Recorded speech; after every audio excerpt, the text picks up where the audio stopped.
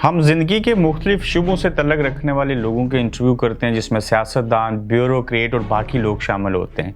आज के गोरखधंधा में हम पाकिस्तान के एक बुजुर्ग और एक आम शहरी से बात करेंगे और जानने की कोशिश करेंगे ये कौन है, कहाँ से हैं और अपने मुल्क के लिए क्या सोचते हैं, क्या महसूस करते हैं। तो आज के गोरखधंधा में हम सिंध के इलाके से तल्लक रखने वाले एक मुजाहिद हूर जिनका नाम है, उनसे हम बात करेंगे। अस्सलाम वालेकुम, आप देख रहे हैं गोरखधंधा, अबरार कुरैशी आपसे मुखातिब हूँ। अब्दुल गनी मुजाहिद हूर, उनको मैं कॉल में लाता हूँ और उनसे हम बात करने की कोशिश भी करेंगे और उनसे सवालात पूछ के ये जानने की कोशिश करेंगे कि ये पाकिस्तानी जो हैं बुज़ुर्ग, ये पाकिस्तान के बारे में, पाकिस्तान के हालात के बारे में क्या सोचते हैं, क्या महसूस करते हैं। अस्सलाम वालेकुम। अस्सलाम वालेकुम। वालेकुम सलाम सर। अब्दुल गनी साहब, आप कैसे हैं? शुक्र है अल्लाह। मेरी आवाज़ आपको सही से आ रही है? सही आ रही है। ठीक है, आपका मैं नाम जान सकता हूँ? मेरा नाम सर फकीर अब्दुल गनी हूर मुजाहिद, डाखाना शादी, तहसील पिथौरो, जिला उमरकोट, सिंध। ठीक, तो आपका नाम फ़कीर अब्दुल गनी मुजाहिद हूर है। अब्दुल गनी और फ़कीर की तो समझ आती है, लेकिन ये मुजाहिद हूर क्यों लिखते हैं साथ? हूर मुजाहिद हैं, क्या कि अभी इस वक्त हमारी हूर मुजाहिद रेजिमेंट है, मना उसके जवान जो हैं वो इस वक्त भी सरहदों पे अपना फराइज अंजाम कर रहे हैं। और हम लोग जो हैं, दूसरे जो हमारे लोग हैं, वो 6-6 महीना जाते हैं ट्रेनिंग कर कर फिर आ जाते हैं। जब भी वतन को हमारी जरूरत पड़ती है, उस वक्त हम जो है अपना वतन के लिए अपना खून बहाने के लिए तैयार हैं और तैयार रहते हैं। क्या बात है फ़कीर अब्दुल गनी साहब, ये जो हूर मुजाहिद तंजीम का नाम है, ये आर्मी का हिस्सा है या प्राइवेट रिजर्व आर्मी होती है? बिल्कुल आर्मी का हिस्सा है, पाकिस्तान आर्मी का हिस्सा है। इस वक्त हमारे जवान जो हैं सरहदों के मुहाफिज हैं और अपना फराइज अंजाम कर रहे हैं सर।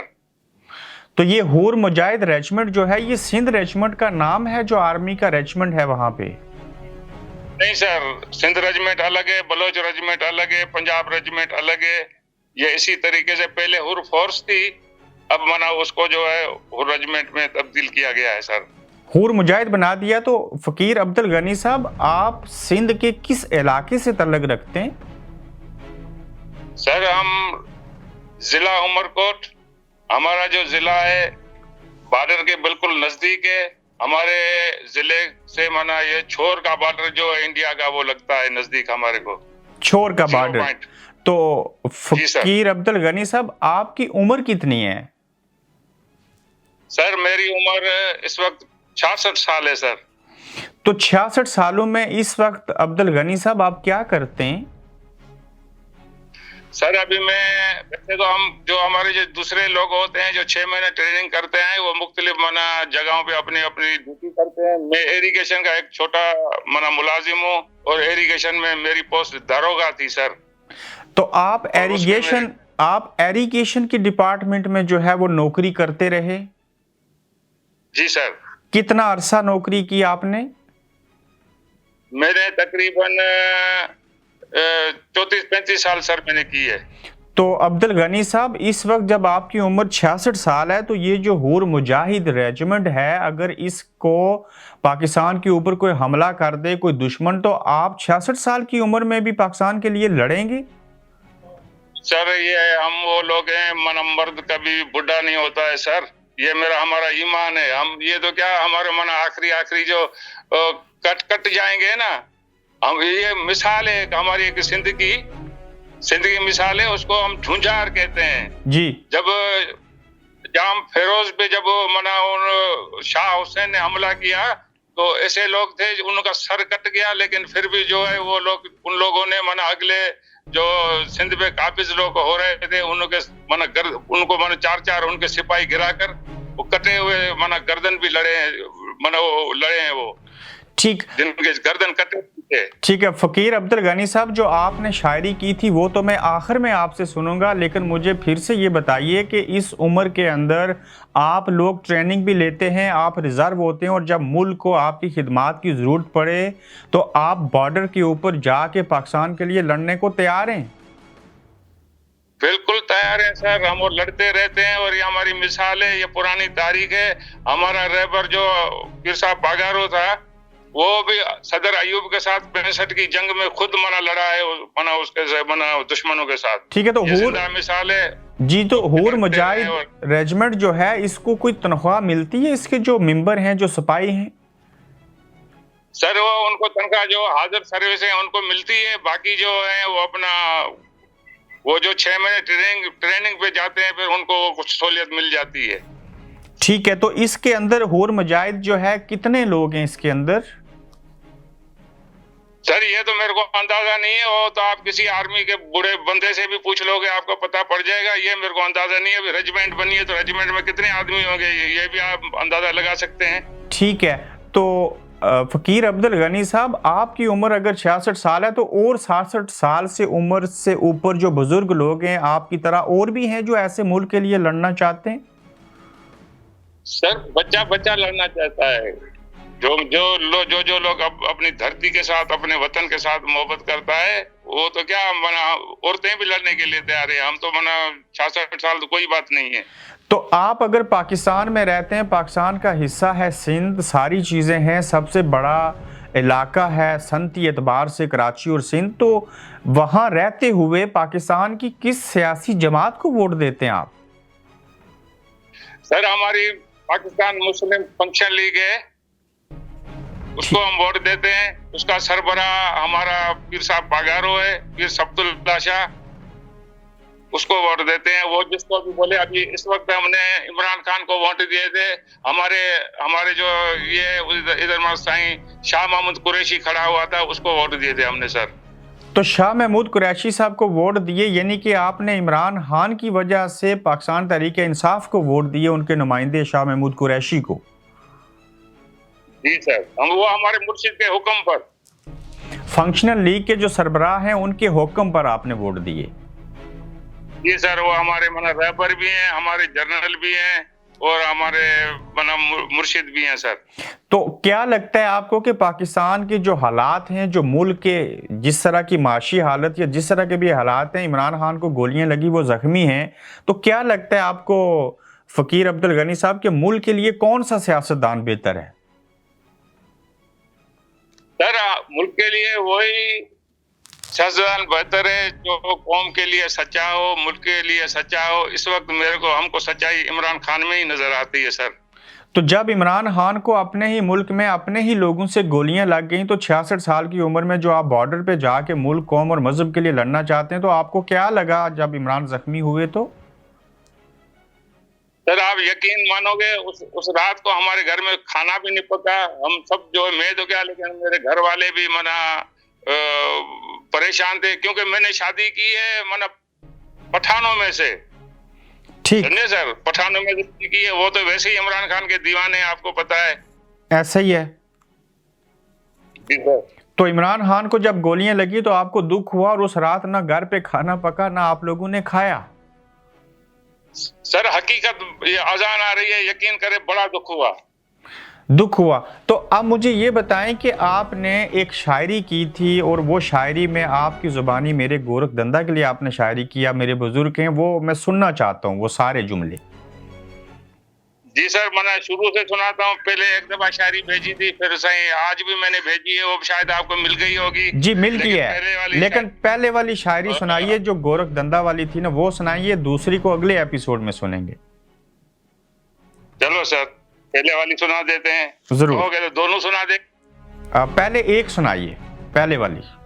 जी सर।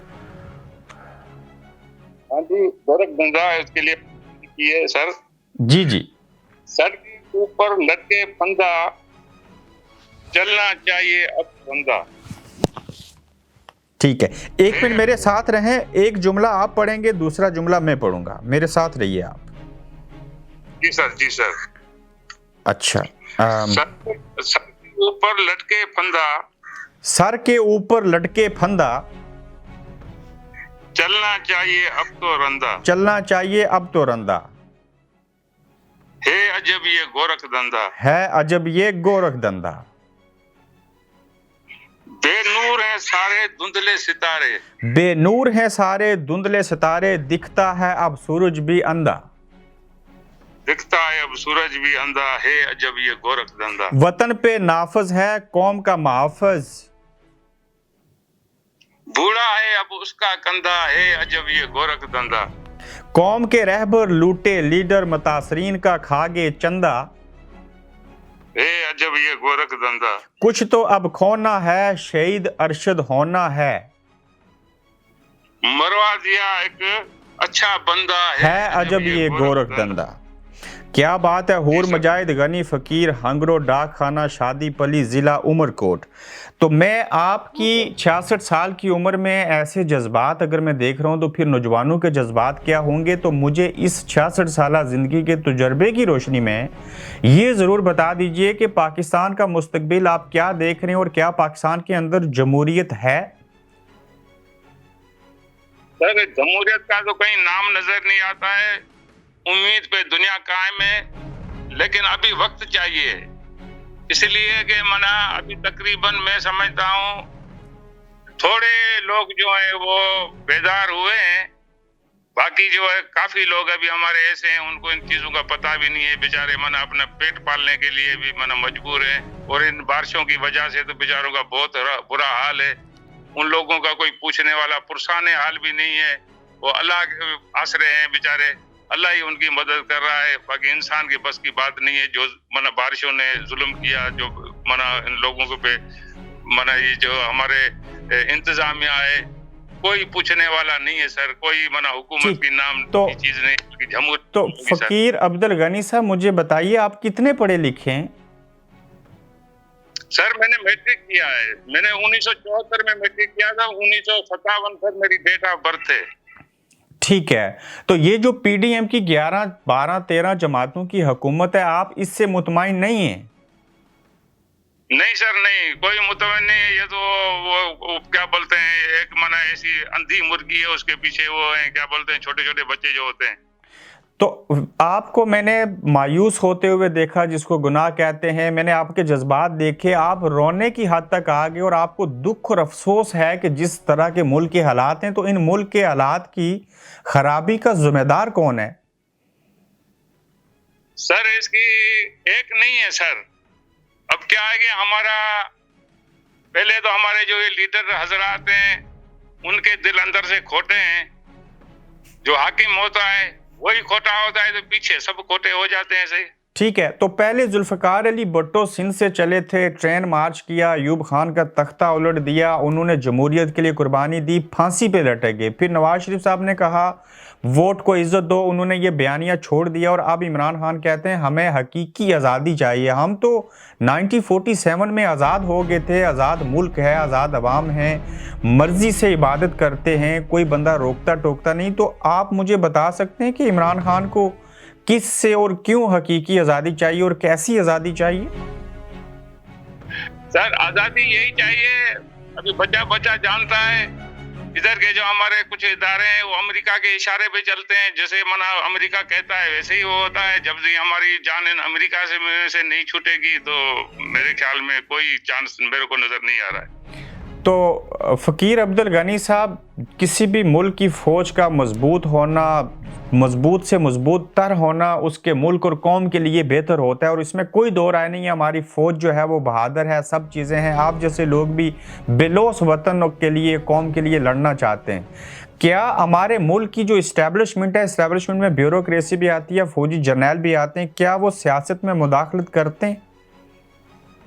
बिल्कुल सही, वो मन हाथ से नहीं करते हैं। वो पाकिस्तान बना वो लियाकत अली खान से लेके इमरान खान तक सारे करते हैं। यानी कि 21वीं सदी का ये सबसे बड़ा झूठ होगा कि अगर हम ये कहें कि पाकिस्तानी इस्टेब्लिशमेंट सियासत में मुदाखलत नहीं करती, तो इसमें आम फौजी का तो कोई कसूर नहीं है ना, आप जैसे लोगों का। नहीं सर, हमारे फौजी तो जवान है, उनको तो सलाम है सर। वो तो मना चंद बंदे हैं सर, बिक जाते हैं। वो तो मना जाहिर है, सब तो नहीं होते हैं, चंद बंदे वो बिक जाते हैं। तो क्या आप 66 साल की उम्र का जो तजर्बा है उसकी रोशनी में ये बात समझते हैं कि पाकिस्तानी जो सियासतदान है सिर्फ या सियासी पार्टियां जो हैं उनको एक दूसरे के ऊपर बोतान नहीं लगानी चाहिए, शक नहीं करना चाहिए, बेहूदगी नहीं करनी चाहिए और सियासतदानों को मुल्क और कौम की खातिर एक प्लेटफॉर्म के ऊपर बैठना चाहिए?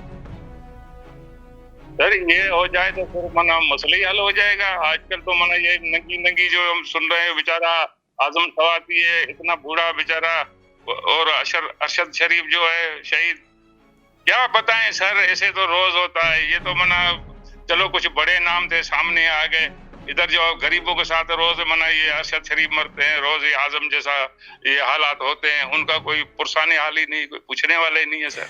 फ़कीर अब्दुल गनी साहब, जहाँ पे आप 66 साल की उम्र में वतन के लिए जान देने को तैयार हैं, बिलोस बॉर्डर के ऊपर जाके लड़ने को तैयार हैं, गोली खाकर शहीद होने को तैयार हैं, वहीं पे क्या हकीकी आज़ादी के लिए इमरान खान का जो लॉन्ग मार्च है, जब ये इस्लामाबाद आएगा या पिंडी आएगा, तो आप खुद या अपने बच्चों को या अपने अजीज़ अकारब को कहेंगे या आप समझते हैं कि उस लॉन्ग मार्च में जाना चाहिए और हमें हकीकी आज़ादी मिलनी चाहिए? बिल्कुल बिल्कुल सर, जाना चाहिए और हकीकी आजादी मिलनी चाहिए, यही मेरा मन ख्याल है। और हमारे बोलने के सिवाय सर लोग तैयार हैं, काफी जाएंगे, इधर से भी जाएंगे। ये बात नहीं, हम देख रहे हैं लोगों को, लोग तंग आ चुके हैं, बहुत तंग आ चुके हैं सर। तो सिंध के अंदर जो मसाइल हैं, कच्चे मकान हैं, आज भी लोगों के नोट की शक्ल वो देख नहीं सकते, पुराने ज़माने के दौर में रहते हैं, उनको मिलने को खुराक अच्छी नहीं मिलती, पानी वहाँ पे है कोई नहीं है, पूरा निज़ाम धर्म भरम है। इसका जिम्मेदार कौन है आपके इलाकों में? हमारे इलाकों में हमारे एमपी एमएनए वही है सर, मना जो अंग्रेज अपने छोड़ गए थे ना, वो क्या दलाल, उनके ही बच्चे आज एमएनए एमपी और वजीर आला ये सब हैं। अभी भुट्टो साहब था, वो कौन था, उसका जो बाप था सरशाह नवाज भुट्टो, वो भी मना अंग्रेजों का लकब दिया हुआ था ना। अभी उनके ही बच्चे हैं, कुछ मर्जी वाले हैं, चलते आए। बिल्कुल ठीक हो गया। मुझे बहुत अच्छा लगा आपसे बात करके। आपका मैंने ऑडियो नोट सुना था, आपकी भेजी हुई शायरी सुनी थी, तो उसके बाद मैंने सोचा कि मैं आज पाकिस्तान के आम नहीं बल्कि आप ख़ास शायरी हैं, आपसे बात करूं और आपके जो तासरात हैं, जो आपके जज्बात हैं, वो अपने नाजरीन को दिखाए जाएं। अपना बहुत सारा ख्याल रखिए। अल्लाह ताला आपको सेहत और लंबी ज़िंदगी दे। दूसरी शायरी दूसरी शायरी अगले एपिसोड में फिर आपसे बात करूंगा, उस वक्त सुनेंगे। चल सर, मेहरबानी सर, थैंक यू। हमें दुआओं में याद रखिएगा। बहुत शुक्रिया आपका। रसूल आपको सुरखुर रखेगा हर मोड़ पे। Thank you, thank you. अल्लाह हाफिज। ये सिंध के इलाके से तलक रखते हैं, हमारे गोरखधंधा को देखते हैं। इनका मैंने ऑडियो नोट सुना, इनकी शायरी सुनी और सोचा कि इन लोगों के साथ भी बात करनी चाहिए। अपना ख्याल रखिएगा, अपना फीडबैक ज़रूर दीजिएगा कि क्या मुझे इस तरह के लोगों से भी गोरखधंधा के प्लेटफॉर्म के ऊपर हफ्ते में एक बार बात करनी चाहिए। आपके फीडबैक का मुंतज़िर रहूँगा। अपना ख्याल रखिएगा। अल्लाह हाफिज़। आप देख रहे हैं गोरखधंधा अब्रार कुरैशी के साथ।